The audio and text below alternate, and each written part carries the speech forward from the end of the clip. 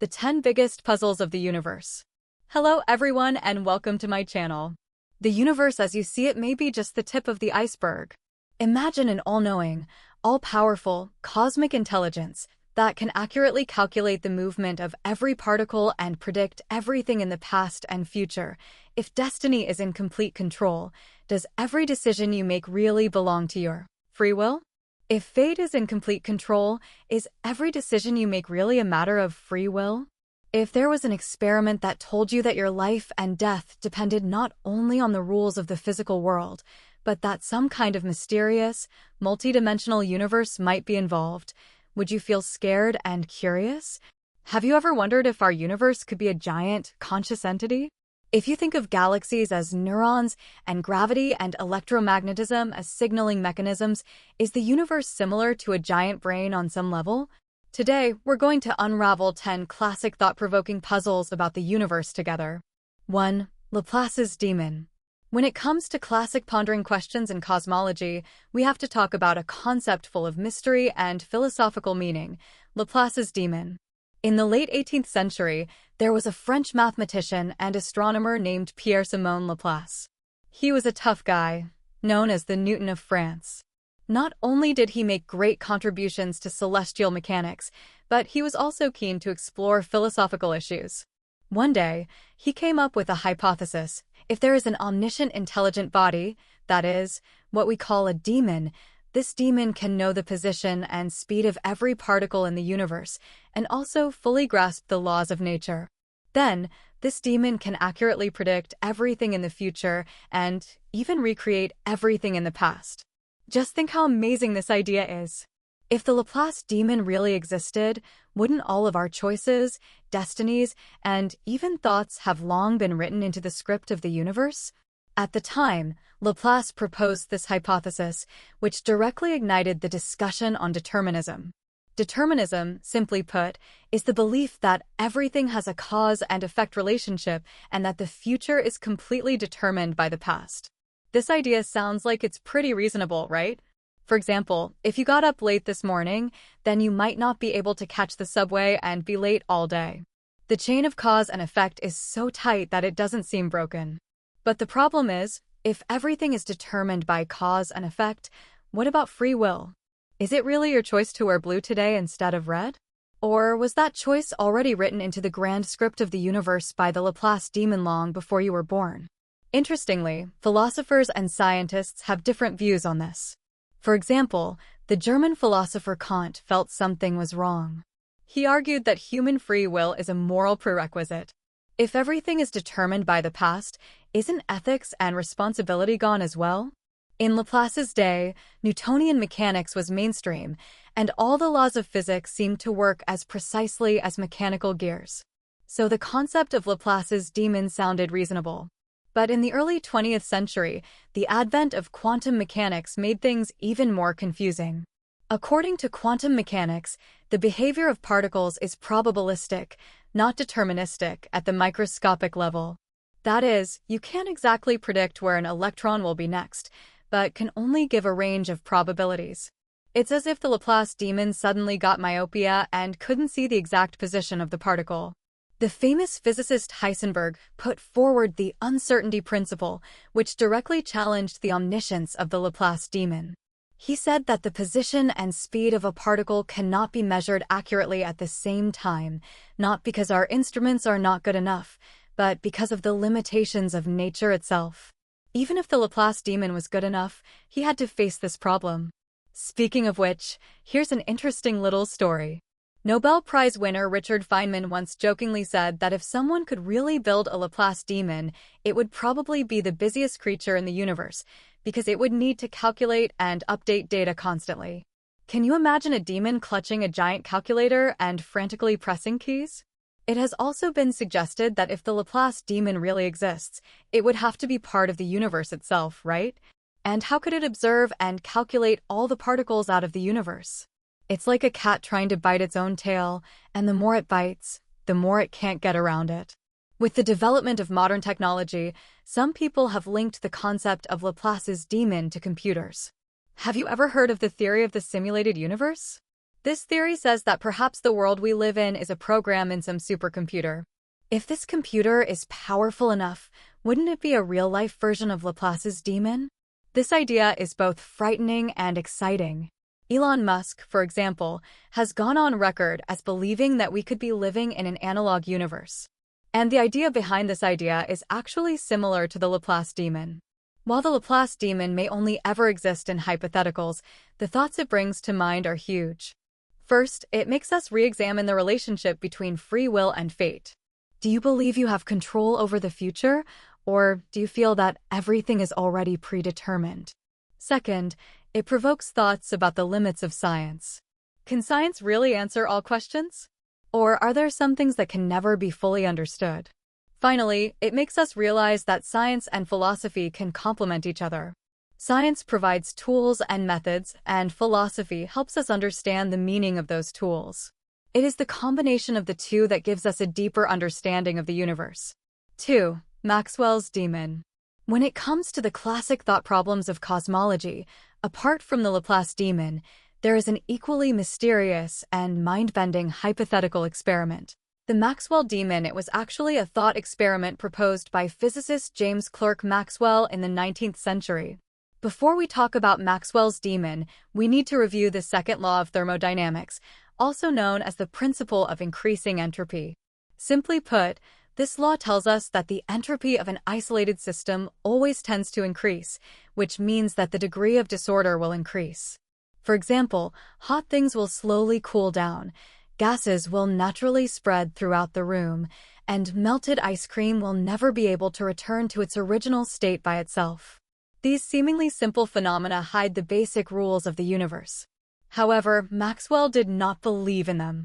He designed a small demon that seems to violate the principle of entropy increase, which made the scientific community quarrel for more than 100 years.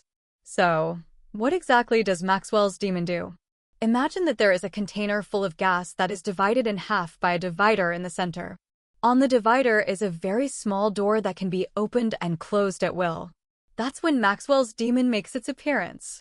It is a super smart little demon that can tell whether a gas molecule is fast or slow.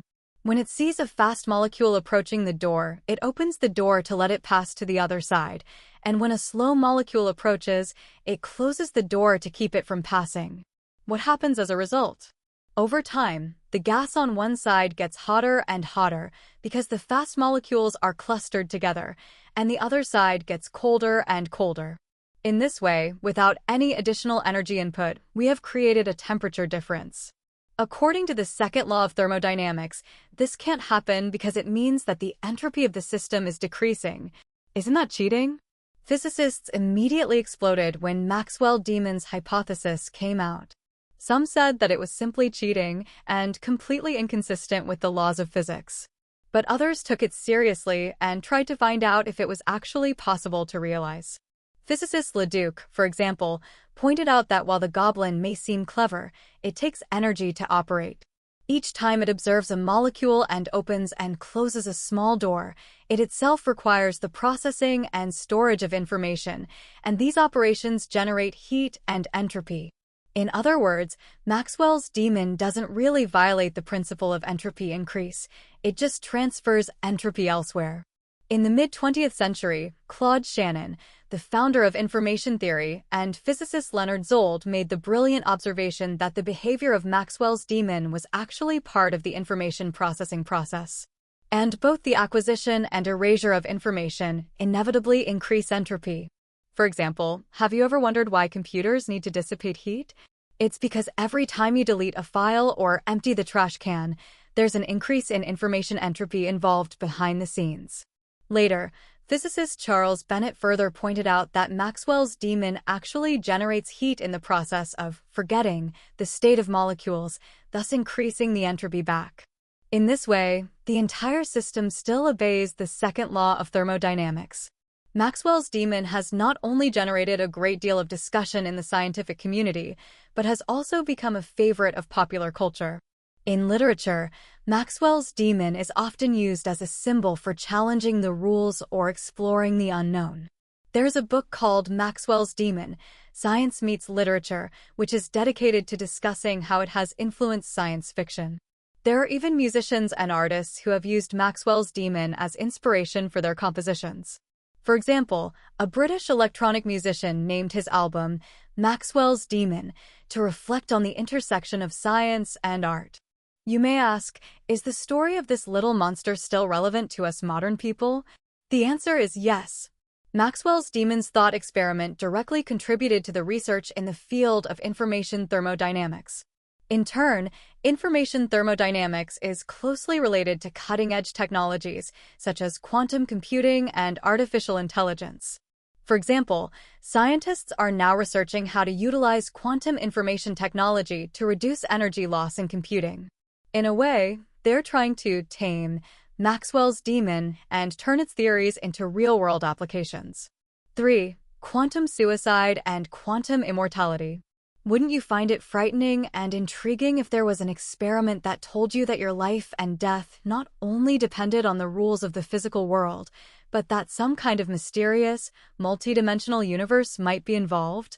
Today we're going to talk about just such a creepy and cerebral hypothetical experiment: quantum suicide and quantum immortality. Before we get to the point, we have to start with that famous Schrödinger's cat. Remember this classic quantum mechanics thought experiment? A cat is kept in an airtight box with a radioactive atom inside. If the atom decays, triggering a mechanism that releases poisonous gas, the cat dies. If the atom doesn't decay, the cat lives. In quantum mechanics, the state of the atom is a superposition of both decayed and undecayed before it is observed, so the cat lives and dies in a state of both dead and alive. Sounds weird enough, right? But some people think more deeply. If the box is not a cat, but a person, what will happen? And this person is not just waiting for the results, but actively involved in quantum measurements. This is the starting point for quantum suicide. Imagine that the experimenter is sitting in front of a special device. This device is connected to a quantum randomizer, and with each press of a button, the device triggers an outcome based on the quantum state. Either a bullet is fired, the experimenter dies, or nothing happens, the experimenter survives. According to the many worlds interpretation of quantum mechanics, each trigger could split two universes, one in which the experimenter dies and one in which the experimenter survives. Sounds kind of scary, right? But the interesting thing is that from the experimenter's own perspective, they never experience death. Here's the kicker. According to the many worlds interpretation, every quantum event causes the universe to split into multiple versions. In this hypothetical experiment, the experimenter's consciousness would continue with the surviving version, while the dead version would be irrelevant to their subjective experience. This idea is called quantum immortality. Subjectively, it seems that the experimenters never die because their consciousness always stays in the surviving branches. Does this imply some form of immortality? The experiment quantum suicide and quantum immortality was widely debated as soon as it was proposed. Proponents argue that it reveals a possible deep connection between consciousness and quantum physics. Opponents argue that it is a completely dangerous philosophical game that goes against even basic ethical principles. Psychologists also have a unique perspective on this. They point out that the conception of such experiments could have far-reaching consequences for human mental health. For example, if a person truly believed in quantum immortality, would they be more inclined to take risks or even stop valuing life? While this experiment sounds incredible, the issues explored behind it are very real. For example, the question of observation in quantum mechanics: what counts as an observer? How do observations affect quantum systems? In addition, this thinking also involves the possibility of parallel universes. In the late 20th century, some scientists and philosophers, such as David Deutsch, openly explored quantum experiments under the many worlds interpretation. They argued that while quantum suicide may never actually be implemented, its philosophical significance could not be ignored. There is an anecdote about a quantum physics fan who actually designed a simplified version of a quantum randomizer to test the concept of quantum suicide. Of course, he didn't design a dangerous bullet mechanism, but rather simulated the results with flashing lights and sound effects. It's a safe version, but it makes you sweat. It's an outrageous experiment. If quantum immortality were true, would a person be stuck in some kind of near-death experience loop forever? Maybe from the outside, the person is already dead, but in some branch of his consciousness he continues on indefinitely. The idea is both chilling and thought-provoking. Some scholars have pointed out that this cycle may not be a form of immortality at all, but rather an illusion of consciousness. After all, from the perspective of quantum mechanics, the very definition of consciousness is an unsolved mystery. The thought experiments of quantum suicide and quantum immortality have not only sparked controversy in the scientific community, but have also become a source of inspiration for literature and art. For example, the works of science fiction writer Ted Chiang make several references to the intersection of quantum mechanics and consciousness. His short story, Division by Zero, which explores the relationship between math and the meaning of human existence, is not directly about quantum immortality, but shows similar philosophical depth. There are also movies, such as The Night the Comet Came, Coherence, and Source Code, that indirectly address the issue of parallel universes and quantum observation. These works bring the abstract theory of quantum mechanics to life through art forms. In short, the thought experiment of quantum suicide and quantum immortality is like a mirror reflecting our deep thinking about life, consciousness, and the universe. It challenges our common sense and forces us to re-examine the meaning of life and death. Perhaps we can never truly verify the existence of quantum immortality. But that doesn't stop us from asking ourselves, if our consciousness could really exist in some form of immortality, would we choose to live a more meaningful life? 4. The Great Filter Hypothesis. Have you ever looked up at the stars and asked yourself, the universe is so big, are we really the only intelligent beings? This question has plagued countless scientists and philosophers. Although we have launched probes and scanned for interstellar signals, we still haven't found any traces of other civilizations. What is the Great Filter? The central idea of the Great Filter Hypothesis is that there is some sort of barrier that is extremely difficult to cross from the origin of life to interstellar civilization. This barrier may occur at some point in the development of life, and most life forms or civilizations stop there. In other words, there may not be a lack of life in the universe, but very few of them are able to develop into advanced civilizations. This barrier is the so-called Great Filter. To understand the concept of the Great Filter, we need to visualize the entire timeline of life's development. From inorganic molecules to basic organic compounds, from unicellular organisms to multicellular organisms to intelligent life, and finally to civilizations capable of transcending the stars, each stage could be a filter point. Let's look at it in a few stages. 1. The origin of life. This may be the initial filter. After all, how life on Earth evolved from simple molecules into complex organisms is still an unsolved mystery. Did it require very specific conditions? If the answer is yes, then most planets may not even make it past the first step. 2. Formation of complex life. The evolution of single-celled life into complex multicellular organisms may seem natural, but it may in fact be very rare. On Earth, single-celled organisms have dominated for billions of years, and the emergence of complex life is just a moment in history. 3. The emergence of intelligent life. Even if life becomes complex, will it necessarily develop intelligence? There are countless species on Earth, but only human beings have developed a level of intelligence capable of creating a civilization.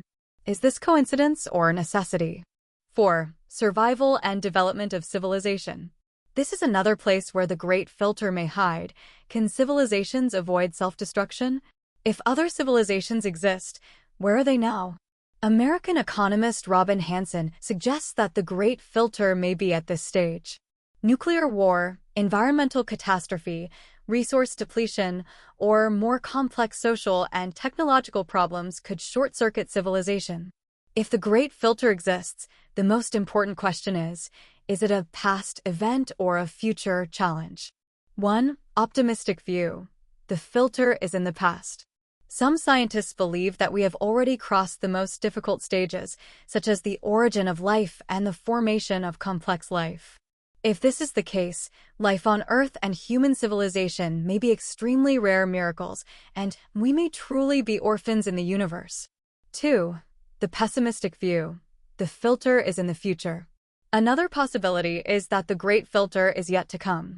In this case, human civilization may face great threats in the future that are obstacles that other potential civilizations cannot cross. For example, runaway technology, such as artificial intelligence or genetic engineering, could be the catalyst for civilization's self-destruction. If the great filter doesn't exist, then why can't we see other civilizations? Scientists have come up with some bold hypotheses. 1. Self-hiding theory. Some scientists believe that other advanced civilizations may deliberately avoid contact with us. Perhaps they believe that Earth's civilization is not mature enough, or that they abide by a cosmic version of interstellar law and do not interfere with other civilizations. 2. Technological mismatch. Perhaps we are not even aware of the existence of alien civilizations because their methods of communication are completely beyond our comprehension. Just as ants can't understand the internet, we may be completely incapable of recognizing more advanced technology. 3. We are the first. Perhaps Earth's civilization was the first life form in the universe to cross the great filter. While this idea is exciting, it comes with a huge responsibility. We must be careful not to destroy ourselves and become a trailblazer for other civilizations in the universe. The concept of the great filter is also popular with science fiction creators. In his novel 3 Bodies, Liu Cixin puts forward the theory of the dark forest. Each civilization in the universe hides itself like a hunter to avoid being discovered by other civilizations. This setting is similar to the Great Filter, revealing the cruel logic of survival in the universe. Another classic movie, 2001: A Space Odyssey, explores the relationship between technological evolution and cosmic intelligence, implicitly pointing to the philosophical depth behind the filter. Scientists haven't given up trying just because they haven't found an alien civilization. SETI, Search for Extraterrestrial Intelligence Initiative, is still scanning for interstellar signals.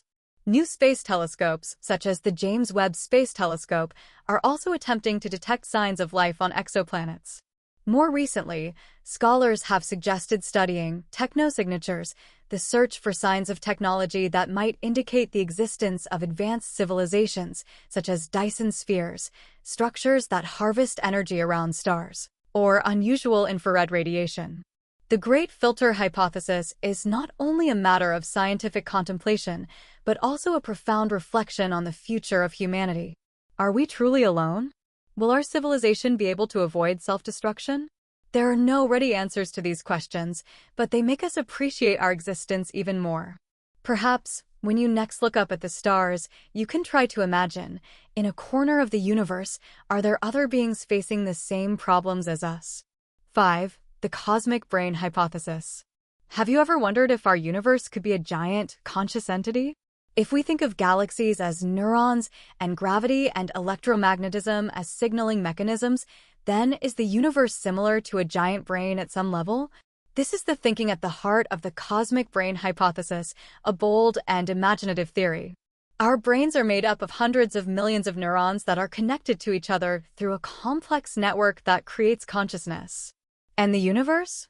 It has hundreds of millions of galaxies that interact with each other through mechanisms such as gravity, dark matter, and dark energy. This similarity has led some scientists and philosophers to wonder whether the universe, like the brain, possesses some form of consciousness. As a simple example, scientists have observed that the distribution of galaxies is not random, but rather distributed in a mesh structure, the cosmic web, with galaxies acting as nodes connected by giant gravitational filaments. This structure is surprisingly similar to the way neurons are distributed in the brain. And a 2009 study even compared images of the large-scale structure of the universe and the brain's neural network and found many similarities in their topologies. In addition, another theoretical basis for the cosmic brain hypothesis comes from information theory and quantum computing. The core idea of information theory is that all physical systems can be described in terms of information.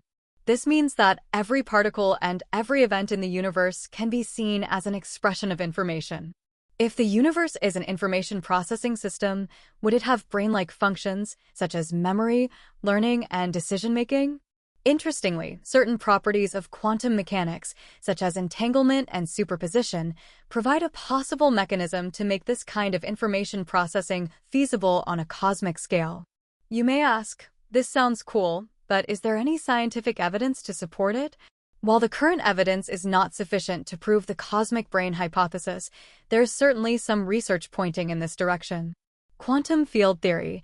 In quantum field theory, particles are viewed as excited states of a quantum field, and the field itself is everywhere.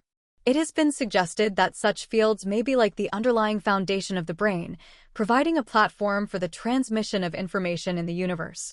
Holographic principle. The holographic principle is the idea that all the information of the universe may be encoded in its boundaries, like a hologram. Theoretical physicist Leonard Susskinder has then mentioned that the holographic principle may reveal how the universe stores and processes information. Simulation experiments. Some recent studies have even tried to simulate the dynamic behavior of cosmic nets and neural networks.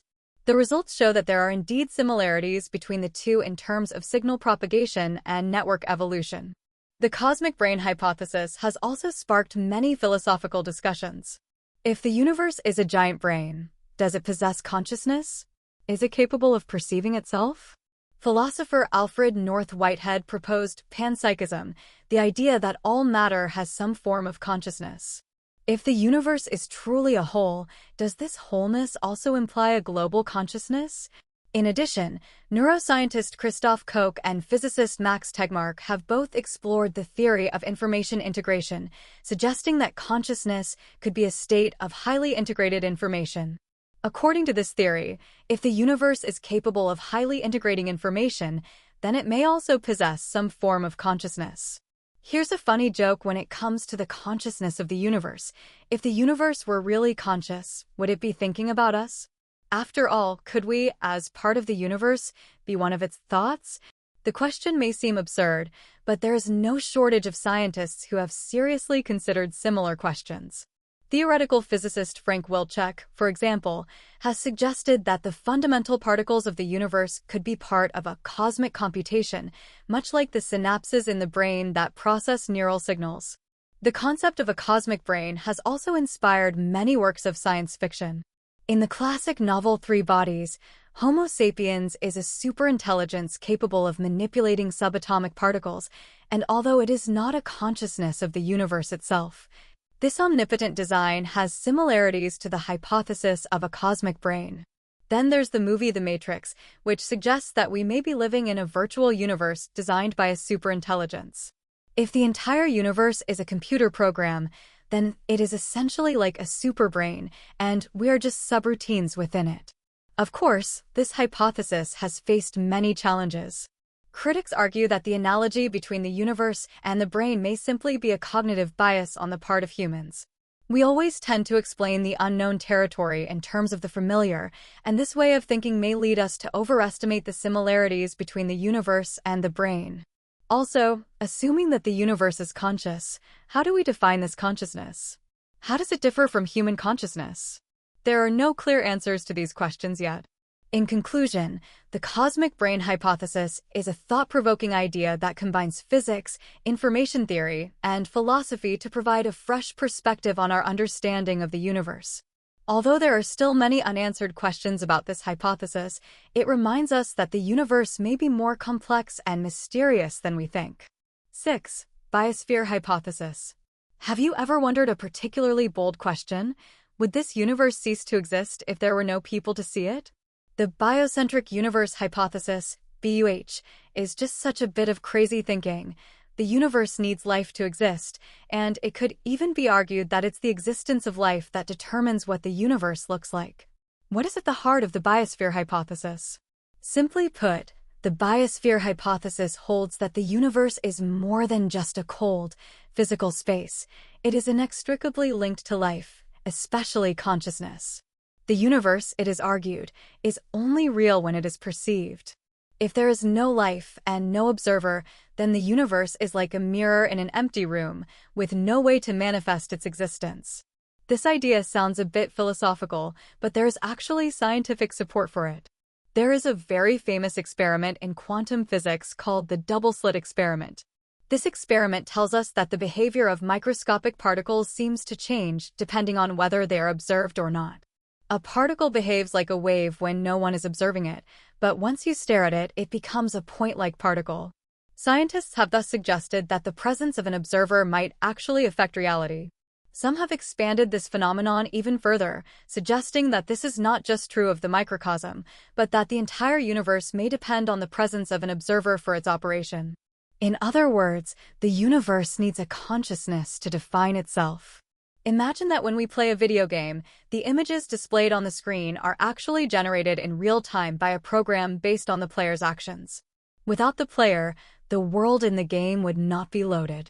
You could think of the universe as a super complex program, and life as the hands that push the start button. A more relevant example would be an open-world game, such as My World or The Legend of Zelda. When the player isn't in an area, that area doesn't really exist. It's just part of the code, and the system only generates a screen when the player enters. This analogy makes the biosphere hypothesis sound plausible, and even though it's more of a science fiction setting, maybe we really are more connected to the universe than we think. The biosphere hypothesis is not just pie in the sky. It has been seriously explored by many scientists and philosophers. The double-slit experiment mentioned earlier is really just the tip of the iceberg of the quantum mechanics puzzle. Both quantum superposition states and Schrödinger's cat also suggest that consciousness may play a role in the formation of reality.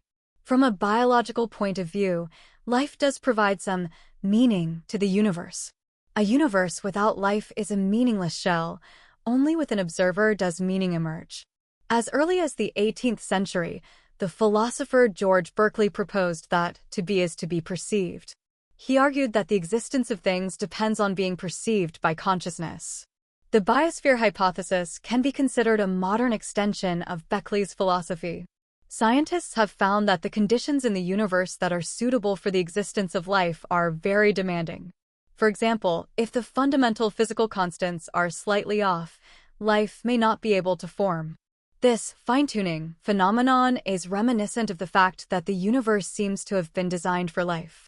There's a story from Carl Sagan.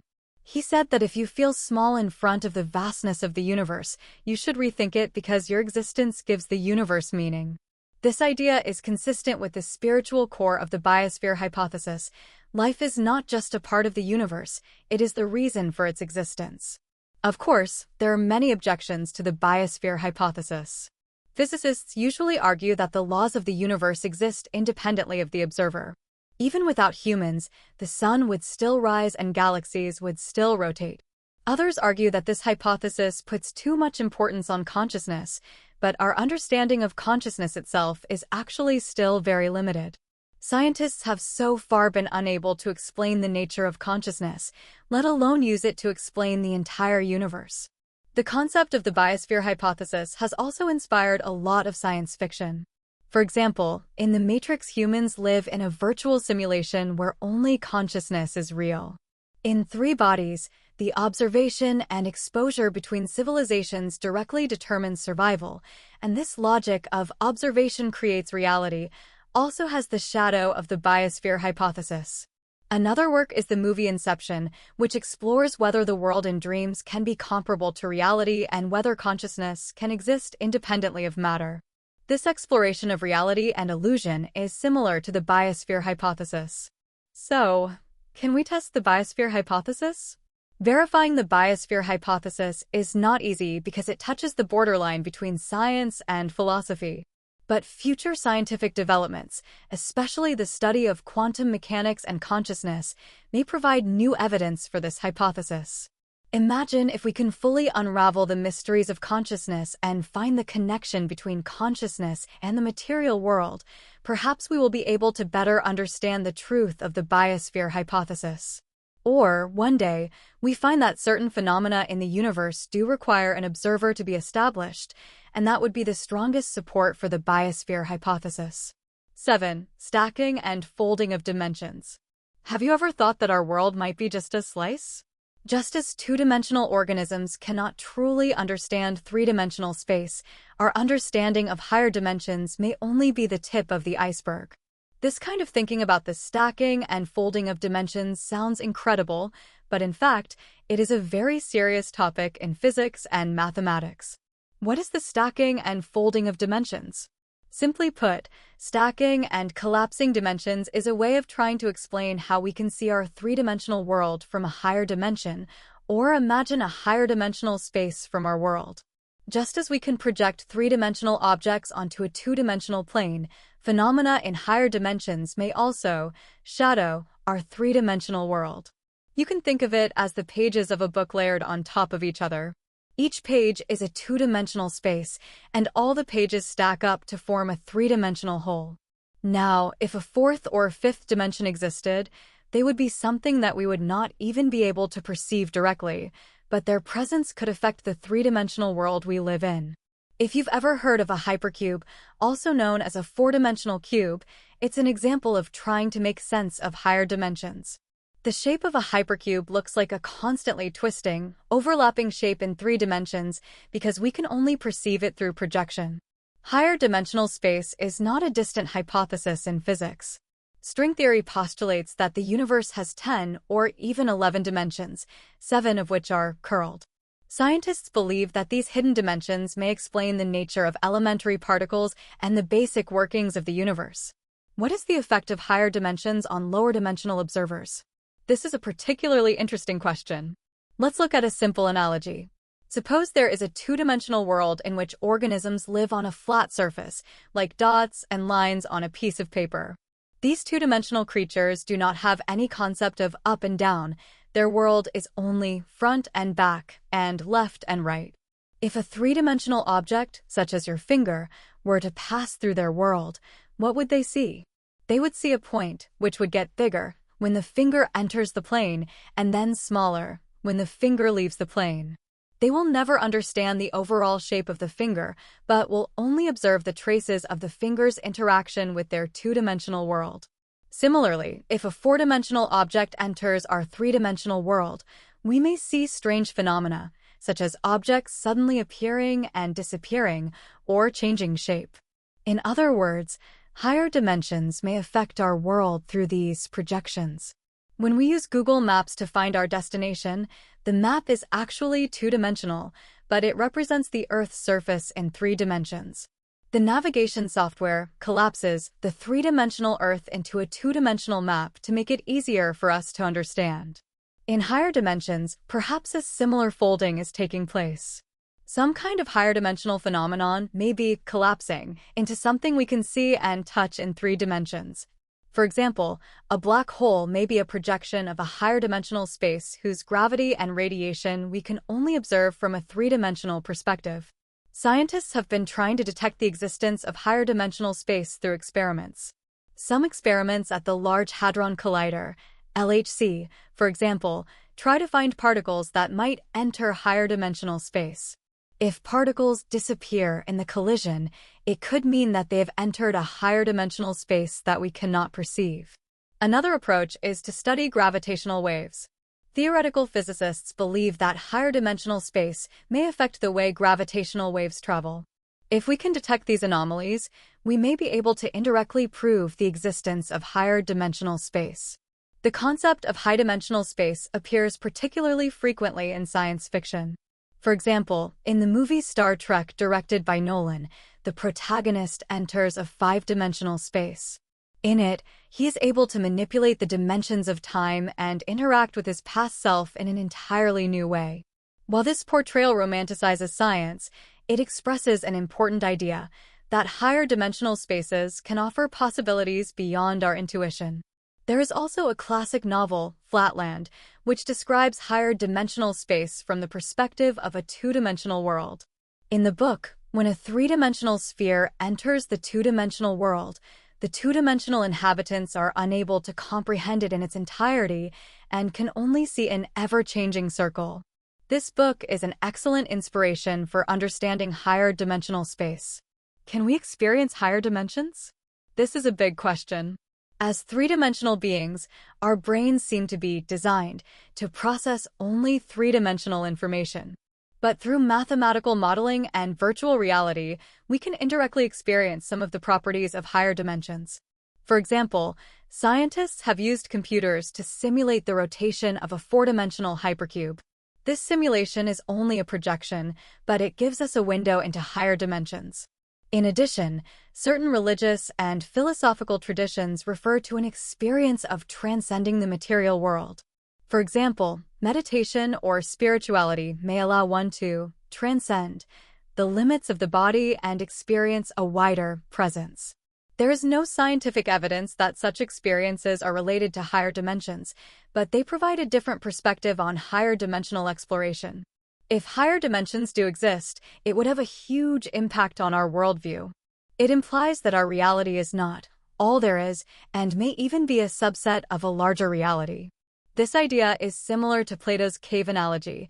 The world we see is just a shadow of a higher truth. 8. The universe inside a black hole. Have you ever thought that the inside of a black hole might not just be a gravitational abyss, but the entrance to another universe? Doesn't that sound incredible? In fact, this question is not just idle speculation, but a controversial and imaginative area of modern physics, connecting general relativity, quantum mechanics, and multiverse theory. We all know that black holes are extremely dense objects in the universe, with gravity so strong that not even light can escape. But that's just the outward appearance of a black hole. The real mystery of black holes lies within them, especially the so-called singularity. A singularity is a point of theoretically infinite size, but infinite density, where all matter and information entering a black hole is compressed. However, scientists have some trouble defining a singularity. That's because, according to general relativity, the existence of a singularity makes math impossible. All the laws of physics break down near a singularity. That's when a bold hypothesis was put forward. The interior of a black hole might not just be an endless point of compression, but a portal to another universe. This brings us to the Einstein-Rosen bridge, also known as a wormhole. Einstein and his assistant Nathan Rosen proposed in 1935 that the equations of general relativity allow space and time to be bent to an extreme degree, creating a kind of tunnel between two universes. Imagine you have two pieces of paper representing two universes. If you fold the paper and poke a hole between the two sheets with a pen, the hole is the analog of a wormhole. A black hole is thought to be one end of such a wormhole, while the other end could be a white hole. A white hole is the theoretical opposite of a black hole, allowing only matter and energy to erupt outward and nothing to enter. However, the existence of white holes is still only a theory and scientists have not actually observed them. Now back to the question. Is it possible for a black hole to hold a universe inside? Some physicists believe that if the existence of wormholes is possible, the internal structure of a black hole could be a separate universe. In other words, when you fall into a black hole, you are not compressed indefinitely, but rather transported to another dimension. One of the theories supporting this idea is the expanding universe model. We live in a universe that has been expanding rapidly since the Big Bang. The strong gravity inside a black hole could trigger a similar Big Bang, creating a new space-time bubble. This space-time bubble could be completely independent and even have its own laws of physics.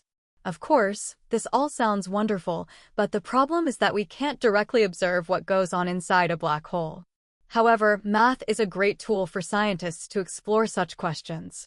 For example, string theory and quantum gravity theory attempt to explain the internal structure of black holes by combining general relativity and quantum mechanics. The quantum gravity model suggests that the singularity of a black hole may be smoothed by some quantum effect, creating a new region of space-time rather than an infinitely compressed point. Scientists also use computers to simulate the behavior of black holes. In 2019, the Event Horizon Telescope, EHT, captured the first photograph of a black hole, which gave us the first visualization of the event horizon, the boundary of a black hole. But what lies within the event horizon remains dark. While there is no observational evidence of another universe inside a black hole yet, the idea has inspired a lot of interesting discussions. Cosmologist Bruce Lee, not the kung fu superstar, once joked that if black holes really are portals to other universes, then every black hole in our universe could be birthing a new one. There's also the idea that the universe we live in could itself be a black hole in a larger universe. If this sounds crazy to you, that's because it is. But the history of physics shows us that many ideas that once sounded crazy have since been proven correct, such as Einstein's theory of relativity. The universe inside a black hole is not just a scientific question, it touches on many philosophical issues. For example, what is reality? If our universe is just a bubble in another universe, what is the ultimate nature of reality? It's no wonder that black holes have been the inspiration for countless works of science fiction. In the movie Star Trek, the protagonist enters a five-dimensional space after entering a black hole and eventually interacts with the real world through this higher dimension. While this is just an artistic touch to the movie, it captures the mystery of black holes as cosmic puzzles very well. There's also a novel, The Gods Themselves, in which author Asimov posits the creepy idea that black holes could be tools used by alien intelligences to create new universes. They use the physical properties of black holes to construct an entirely separate reality. Scientists haven't given up on exploring the inside of black holes. More powerful telescopes and more advanced particle gas pedals in the future may bring us closer to answers. For example, gravitational wave detectors have begun to capture the energy released when black holes merge. By studying these signals, scientists hope to find out more about the inside of black holes. Another direction is to study the information paradox of black holes. This paradox states that, according to quantum mechanics, information should not be completely destroyed, but black holes seem to devour all information that enters them. If scientists can solve this paradox, they may be able to unlock the secrets inside black holes. Is it possible that the inside of a black hole could hold another universe? For now, we don't have an answer, but the question itself is fascinating enough. It makes us think about the structure of the universe and our place in it in a whole new light. Perhaps one day we'll find a way to travel through a black hole, like Alice falling down the rabbit hole, into a completely unknown world. But until then, black holes remain one of the most mysterious and fascinating enigmas in the universe. 9. Cognitive bubbles. Has anyone ever told you something like, the world you see is really just an illusion constructed by your brain? It sounds a bit unbelievable, but the philosophical and scientific issues behind it are very real. That's what we're going to talk about today, the cognitive bubble. What is a cognitive bubble? Cognitive bubble, in simple terms, means that our perception of reality may not be equivalent to reality itself, but only a model created by our brain based on limited information and experience.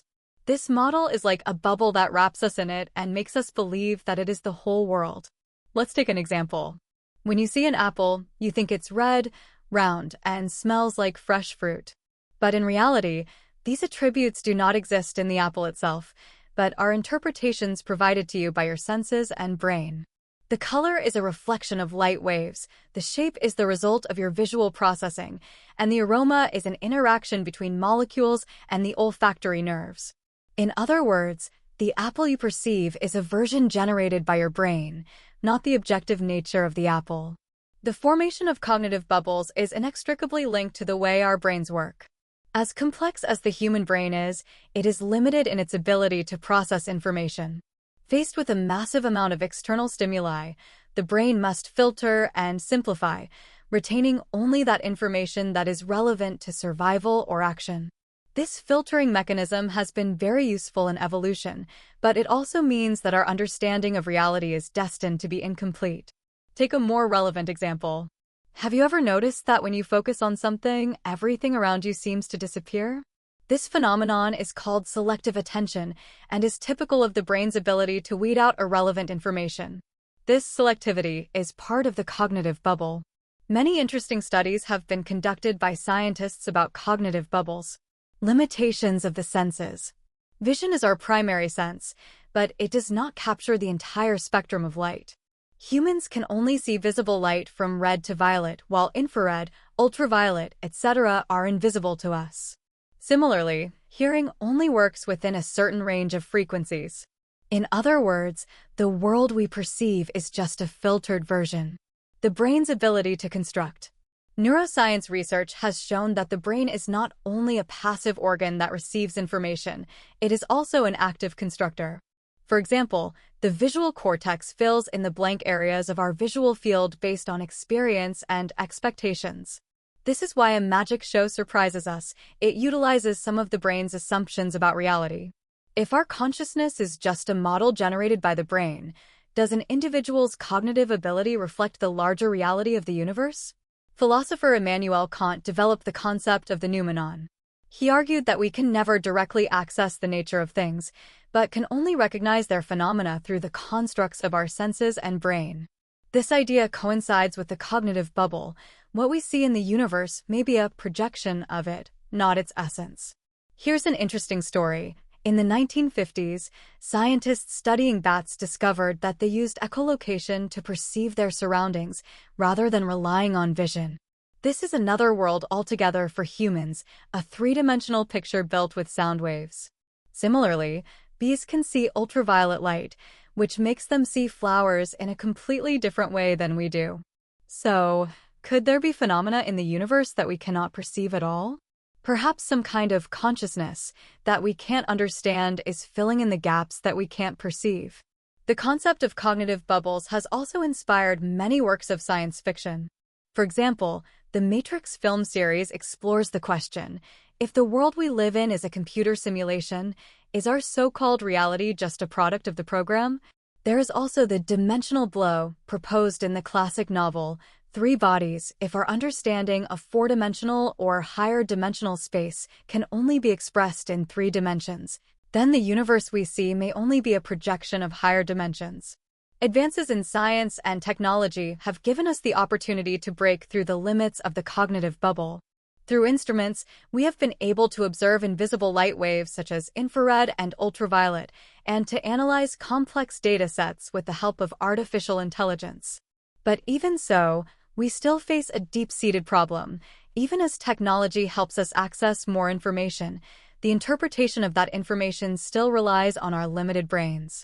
Perhaps the way to truly break out of the cognitive bubble is to find an entirely new mode of perception. For example, is it possible in the future to get a more complete picture of the world by feeding information from the outside world directly into our nervous system through brain-computer interfaces? 10. The Planck scale and the quantum nature of time. Have you ever heard the mysterious claim that the universe is not infinitely divisible? That is, both space and time. After reaching a limit point, it is like hitting an invisible wall that can no longer be subdivided. We physicists have a cool name for this wall, the Planck scale. To make it clear how amazing the Planck scale is, we have to start at the beginning. The name Planck sounds heavy, right? Yes, Max Planck was one of the pioneers of quantum mechanics, and he was a true master of science. He discovered a set of units that help us define the basic pixels of the universe. Let's start with the Planck length. What is this concept? Think of it as the smallest ruler in the universe, with a length of about 10 to the power of -35 meters. Wow, what does that mean?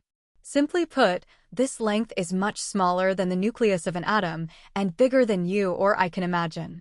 Theoretically, if you took a Planck's ruler and measured the universe, you'd find that space seems to be made up of little pieces that fit together, rather than being continuous.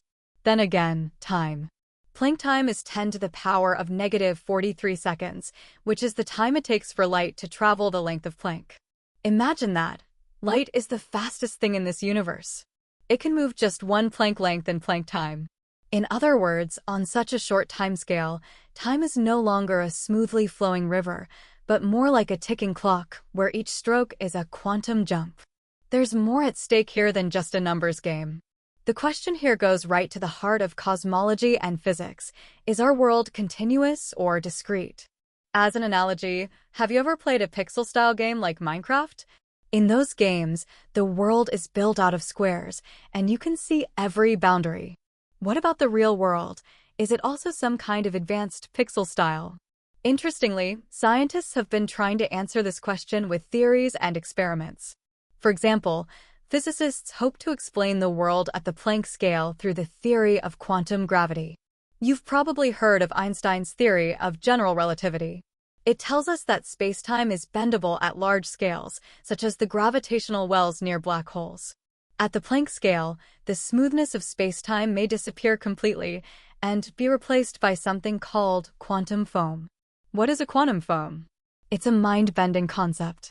Imagine you're standing on the surface of a calm lake and you think the water is smooth, right? But if you take an ultra-powerful microscope and look at it, you'll realize that the water is actually filled with tiny fluctuations and bubbles. Scientists believe that on the Planck scale, the lake of spacetime is also full of ups and downs, turbulence, and even the possibility of transient miniature black holes. Sounds amazing, doesn't it? But that's not all. Let's talk about the nature of time. Is there a possibility that time doesn't actually exist at all?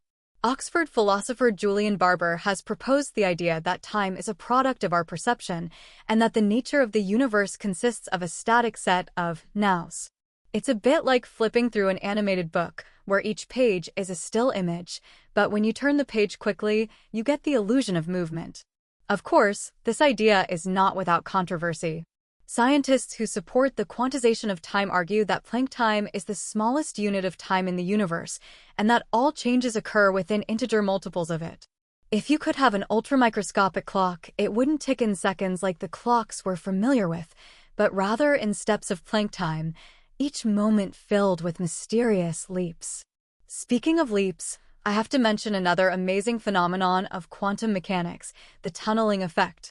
It tells us that particles sometimes do completely unexpected things, such as traveling through a supposedly insurmountable obstacle. At the Planck scale, this counterintuitive behavior may be even more common and may be the key to understanding the nature of spacetime. Scientists have been working hard to explore these questions. For example, the European Center for Nuclear Research, CERN, and the Fermilab in the United States are trying to simulate smaller spatial scales through particle gas pedals. While there is no direct evidence of discrete Planck scales yet, these experiments could lead to groundbreaking discoveries in the future. Did you know that artists are actually involved in exploring this issue? For example, one Israeli artist has created a series of digital artworks that attempt to pixelate the nature of the universe. His work is reminiscent of the idea that the universe might actually be like a computer simulation of the world, made up of countless basic units. In short, the Planck scale and the quantum nature of time may sound lofty, but it actually asks us a simple yet profound question: is this universe fluid or granular? The answer to this question could upend our basic understanding of the world. And the process of exploration is full of whimsy and infinite possibilities. Well, that's it for this installment. Kudos and comments welcome, and thanks for watching.